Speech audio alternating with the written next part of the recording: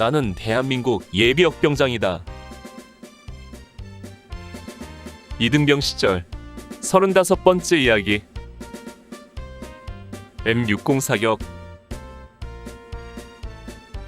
앞서 이야기한 대로 나는 M60이 무엇인지도 모르고 누군가가 마음대로 갖다 붙인 104 주특기를 받고 M60 기관총 탄약수가 되었습니다. 그동안 M60에 대해서는 고참들과 학과 시간의 조총훈련 등을 통해 많은 것들을 배울 수 있었습니다. M60의 기계훈련, 조총훈련, 사격술 예비훈련, 가늠자 가늠쇠 조작, 전륜기 조작, 전술관 운용 등 기관총의 모든 것들을 배웠습니다. 이 배움의 과정에서 때때로 체벌과 얼차려를 받아야 했고 육체의 고통을 통해 체득된 지식과 훈련은 우리를 M60 기관총 주특기자로서 손색이 없도록 만들어 나갔던 것입니다. 이렇듯 기관총에 대한 기본적인 이론과 운용 방법은 배웠지만 자대에 전입 지 한 달이 넘도록 M60 기관총의 사격을 실제로 해보거나 하는 것을 본 적도 없었습니다. 말만 기관총 주특기자였지 실제로는 사격도 한번 못 해본 것입니다. 고참들의 말에 의하면 기관총 사격은 소총의 그것과는 비교도 할 수 없을 만큼 시원하고 멋지다는 것이었습니다. 그런 이야기를 들으면서 궁금증은 더해가기만 했지요. 그러던 어느 날 마침내 기관총 사격을 경험할 기회가 왔습니다. 1981년 3월 5일 목요일.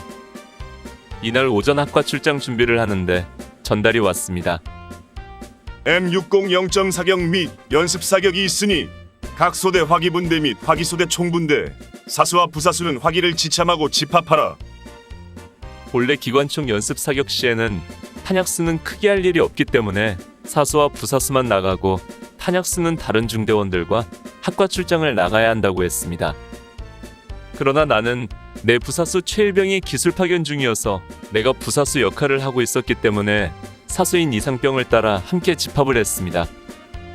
총과 삼각대 그리고 예비총열 주머니를 챙겨들고 집합을 했는데 쉽게 출발을 하지 못하더군요. 한참 만에 이소대장이 나오더니 오늘은 각 중대에서 화기소대 총 일정과 소총소대 기관총 일정 등 총 2정씩만 사격을 하니 많은 인원이 갈 것 없이 사수들만 가고 나머지는 학과 출장을 해라 는 것이었습니다. 모처럼 기관총 사격을 해볼 기회는커녕 구경할 기회조차 물 건너가는 것이 아쉬워서 투덜대며 총과 기자재를 다시 소대에 들여놓고 학과 출장을 하여 교장으로 이동했습니다. 오늘의 교육은 소대 야간공방 주간교도 훈련. 대월리 뒷산에 도착하여 막 휴식을 취하고 교육에 들어가려는데 중대에서 무전이 왔습니다. 다른 중대는 모두 부사수까지 사격장에 나왔으니 우리도 M60 부사수들을 보내라. 우리 부사수들은 또다시 할 일 없이 터덜터덜 중대로 돌아왔습니다.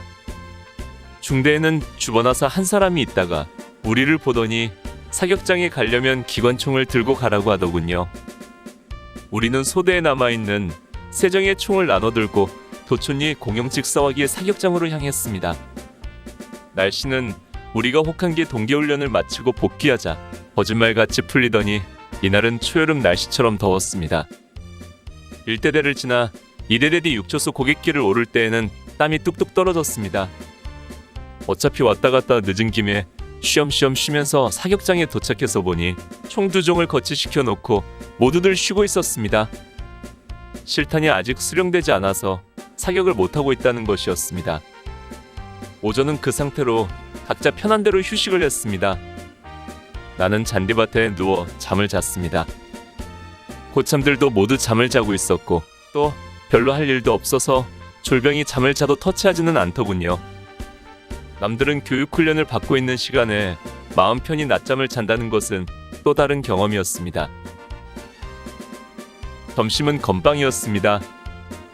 전투식량이라 불리는 식사대용 건빵은 간식으로 먹는 건빵보다 양은 많았지만 단맛이 덜해서 맛은 더 없었습니다. 그래도 건빵을 물과 함께 씹어 먹으며 한 끼를 해결했지요. 이런 건빵 식사는 한 달에 한 번 정도 계속되었습니다. 오후가 되자 바람이 불기 시작했습니다. 오전 동안 여름 날씨같이 덥더니만 오후가 되자 갑자기 날씨가 변덕을 부리기 시작한 것입니다. 바람도 예사바람이 아니라 돌멩이가 날아갈 정도로 강하게 부는 돌풍이었습니다. 그런 바람 속에서 사격은 시작되었습니다. 실탄은 중대당 72발씩 배당되어 총 2정이 거치되어 있었으므로 1정당 36발씩 배정되었습니다.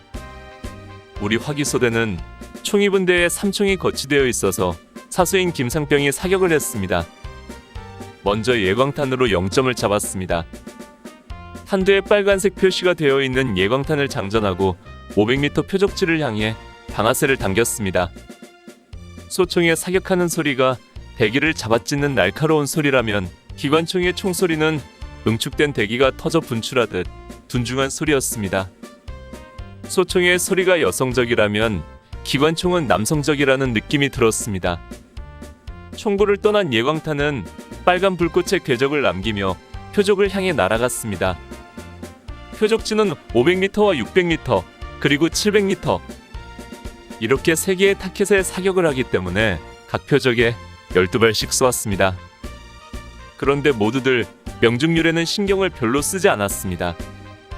소총 사격 시에는 한 발 한 발 명중률에 신경을 쓰는데 기관총 사격은 3발 점사를 하며 각 표적에 골고루 쏘는데 더 집중했습니다. 그것은 명중률 판정이 소총과 다르기 때문이었습니다. 즉 기관총은 3개의 표적에 각 한 발씩만 맞아도 100% 명중이 된다는 것입니다.